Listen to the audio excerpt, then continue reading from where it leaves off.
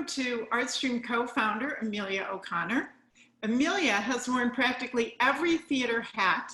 She's been an actor, director, assistant director, teaching artist, stage manager, vocal coach, and stage technician.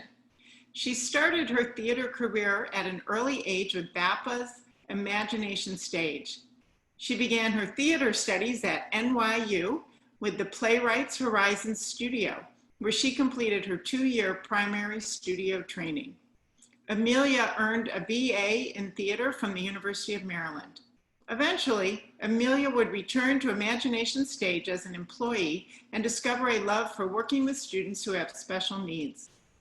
Since then, Emilia earned a master's in education and human development from George Washington University with a focus in transition special education, and now works as a special education teacher with Montgomery County Public Schools. Emilia has a conversational ability in American Sign Language and fluency in Spanish. With ArtStream, she teaches classes in voice, music and movement, drama, and musical theater, and she directs the Virginia Cabaret Companies. Welcome, Emilia. Thank you. So let's talk about your current role at ArtStream, where you still wear many hats. Thanks. Yeah, right now, I'm doing the Virginia Cabaret Companies, and it's been really interesting, kind of a different take on our inclusive theater companies, looking at more what students really want to take and make their own and really shine with, which is a little different than, our regular companies where we're kind of working together to create one big piece as a unit. So it's been a lot of fun. Yes, cabarets offer that opportunity for solo performance in a very different way than the inclusive theater companies. So talk about your role in the early years of ArtStream.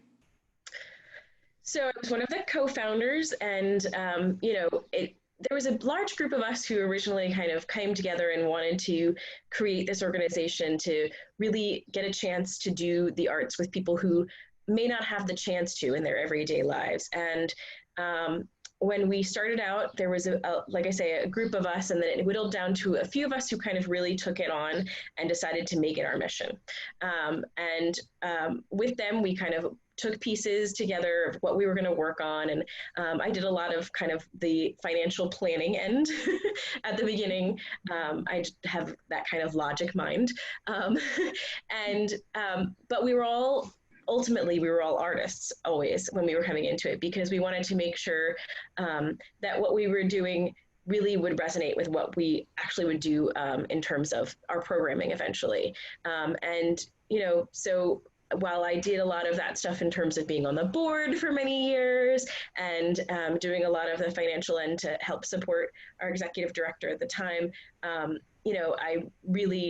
what I loved about it was getting my chance to do the theater arts themselves, to be able to do our companies and doing classes and things like that, where I could get a chance to really interact with our different participants and see them shine.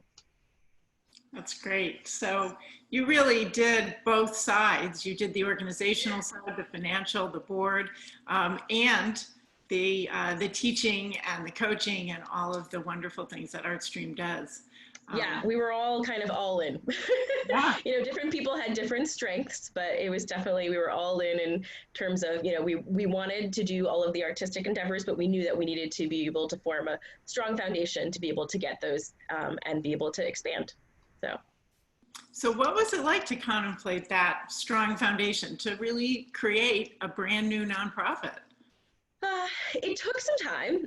It all happened rather quickly, but at the same time, it took a lot of deliberation. We took a lot of time to kind of come up with different ideas. Like I said, we had ideas from us founders, but from a larger group, and kind of pulled that together and really said, okay, so what do we see as the driving forces behind all of these ideas we have? What do we see as a vision then from what we're doing? And wanted to have input from a lot of different areas to be able to get that and then take that and really put it into practice. And we tried to make sure that not only were we taking care of the populations that we were working with, because we knew that each of those populations had a need for the arts, but also taking care of our own artists, and making sure that we were giving them a chance to be creative, be supported, and make sure that we were being financially responsible with them as well. So as an organization, we kind of looked at it all as we can't forget all of the pieces that bring it together, and make what can be an amazing experience. So That's great. And those two main pieces are still a critical part of ArtStream, promoting the programs for people with disabilities and supporting the teaching artists who are just critical to what we do. So that beginning is still very active. So how did you and your co-founders meet? How did you decide to work together? We'd all actually already been working with disability populations through BAPA, Bethesda Academy of Performing Arts, then Imagination Stage at the time, at different times, and we'd met kind of a couple of different ways, but all had kind of come to this point where we realized there were more people who could really use these services, more than just what we saw there, and we saw how transformative it could be and wanted to bring that power to other people. So we came together and kind of all were mostly teaching artists, but sometimes people who just had a kind of an interest. And we also saw through what we were doing how empowering it can be. It actually ended up why I went to get on my master's in special education was because I was seeing how much it can mean to each person to have that person who believes in what you can do, and can say to you, you can do even more, and let me help you get there.